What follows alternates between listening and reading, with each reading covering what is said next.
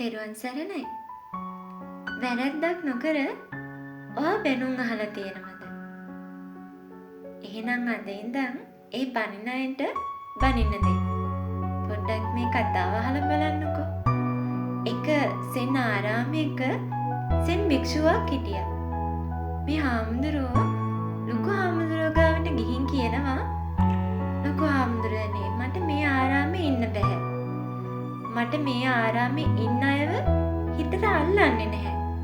මේ අය නිතරම ඕපදෝප කියවනවා, දේශපාලනය ගැන කියවනවා, ඔබ වහන්සේ ගැන මම ගැන වැරදි කියවනවා, නරක දේවල් කියවනවා.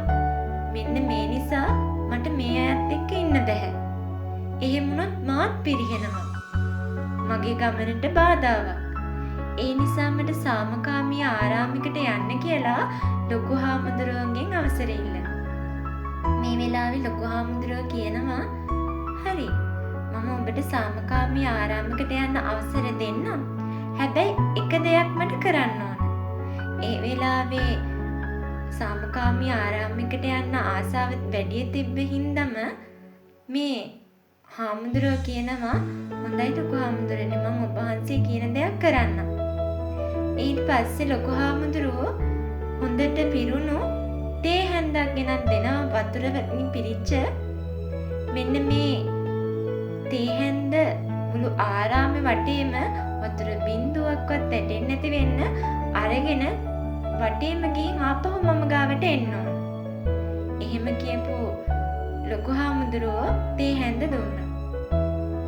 මේ හාමුදුරුවෝ සාමකාමී ආරාමයකට යන්න තියෙන ආසාව හින්දම තේ හැන්ද අරගෙන මුළු ආරාමෙම වටේම ගියා. එක වතුර බින්දුවක්වත් වැටෙන්නේ නැති වෙන්න සම්පූර්ණ අවධානයම තේ හැන්දට යොමු කරා. ගිහිල්ලා ඇවිල්ලා ලොකු හාමුදුරුවන්ට ආපහු හැන්ද බාර දුන්නා. ඉතාමත් සතුටින්. ඇයි තේ හැන්දේ වතුර බින්දුවක්වත් වැටුන්නේ නැහනේ. හරි හාමුදුරනේ, දැන් මම ඔබ වහන්සේ කියපු දේ කරා. දැන් මට යන්න අවසර දෙන්න ඕන. මේ වෙලාවේ ලොකු හාමුදුරුවෝ කියනවා, හරි මම ඔබට යන්න අවසර දෙන්නම්. නමුත් මේ කතාව පොඩ්ඩක් අහගෙන ඉන්න. ඔබ මේ තේ හැන්ද අරගෙන යනකොට ඔබට අර කලින් දේශපාලනය ගැන කතා කරපු ඒ කතාවන් නැසුණද? කලින් ඔබ ගැන මම ගැන බැනපු බැනුම් ඇහුණද? නරක වචන ඇහුණද? මේ ඕපදෝප කියනව ඇහුණද? ඒ කිසි දෙයක් ඇහුණද කියලා අර හාමුදුරුවන්ගෙන් අහනවා. ඒ වෙලාවේ ලොකු හාමුදුරුවන්ට හාමුදුරුවෝ උත්තර දෙනවා, නෑනේ ලොකු හාමුදුරුවනේ මම සම්පූර්ණම අවධානය දුන්නේ තේ හැන්දට. ඒ හින්දා මට කවුරුත් කියපු දේවල් ඇහුනේ නැහැ. ඉතින් ඒ වෙලාවේ ලොකු හාමුදුරුවෝ කියනවා, මේ ලෝකේ ඔබ කොහේ හිටියත් මේ වචන අහන්න සිද්ධ වෙනවා.